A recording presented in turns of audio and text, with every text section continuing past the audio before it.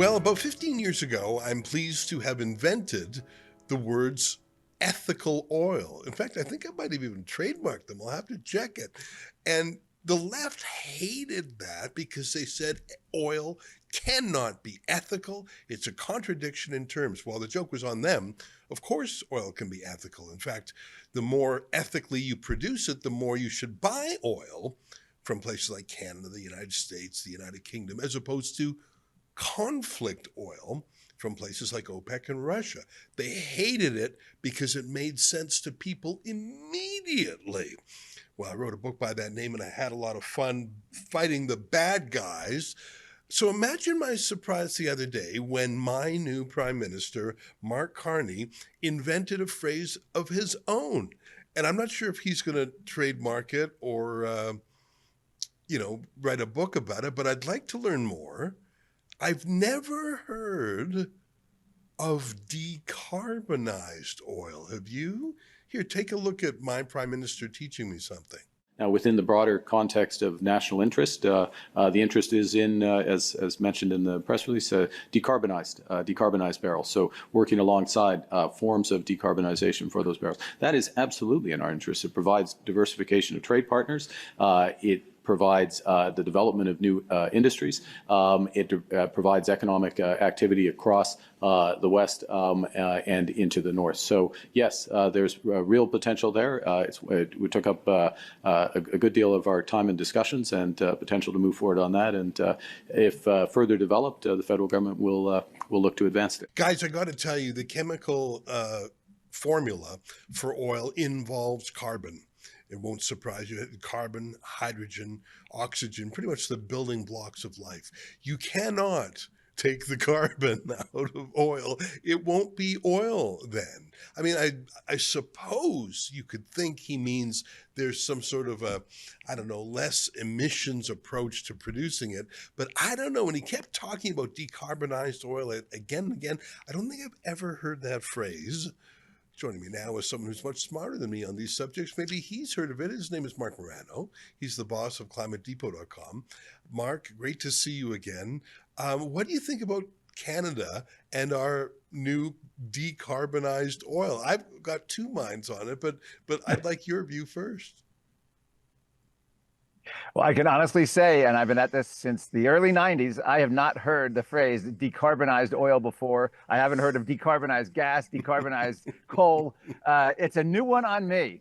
As you know, it's all carbon based. So I don't know how you would actually remove the carbon. As even a climate activist scientist told Prime Minister Carney, this is basic physics. You can't, in chemistry, there's no such thing as decarbonized oil. Now, I think you should take a bow because this is Prime Minister Carney's way of saying ethical oil without actually saying ethical oil. That's his intent anyway. He's trying to say that we can make this work here in Canada and that this is, it's actually good because we have high standards. But he is the real sinister angle of the whole story. And if you have to read this in the news articles and a little deeper dive into what he's up to, he's referring to carbon capture, which is essentially a scam. Where you capture carbon dioxide, bury it in the ground. It's a way here in the United States, in particular, for Republican politicians to pay off their donors. Democrat donors typically get paid off with solar and wind mandates and subsidies that way. Republican donors both get the subsidies, but like these carbon capture. So what I think Prime Minister Carney, if I can translate, in addition to him trying to say something close to ethical oil, he's basically saying, we're going to offset the emissions of this by doing a kangaroo charade of burying carbon dioxide in the ground. And we're going to pay lots of contractors and companies lots of taxpayer money, and we're going to do some accounting tricks. And hey, we're going to be able to show that the emissions have been offset. Hence the phrase decarbonized oil. Yeah, I think you're right. When I first heard it, I thought he was basically saying there will be no oil that's exported because there's no such thing. But, I just can't get over the word. It's like dehydrated water. I've got this amazing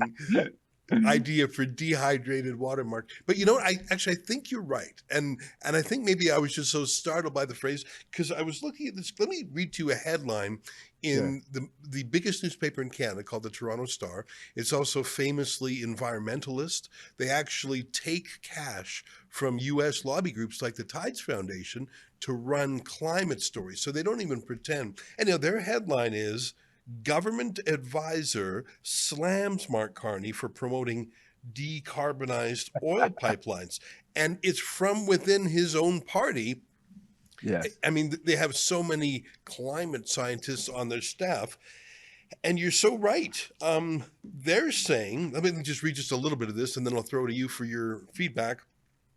The co-chair of the federal government's Climate Action Advisory Group is slamming Prime Minister Mark Carney for using fossil fuel marketing speak at Monday's summit with provincial leaders when he endorsed the idea of building new pipelines for decarbonized oil. Simon Donner, a climate scientist at the University of British Columbia, who co-chairs the Liberal government's net zero advisory body, alleged the term is misleading because it falsely suggests there's a way to burn fossil fuels without creating greenhouse gas emissions that cause climate change. There is no such thing as decarbonized oil and gas.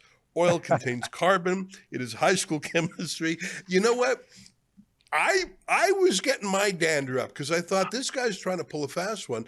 Maybe, Mark, maybe he's trying to slide it through his own people. I am willing to say there is a 10% chance that Mark Carney will let the oil flow if he can just call it decarbonized oil. And if that's what we have to do to go along with it, I'm ready.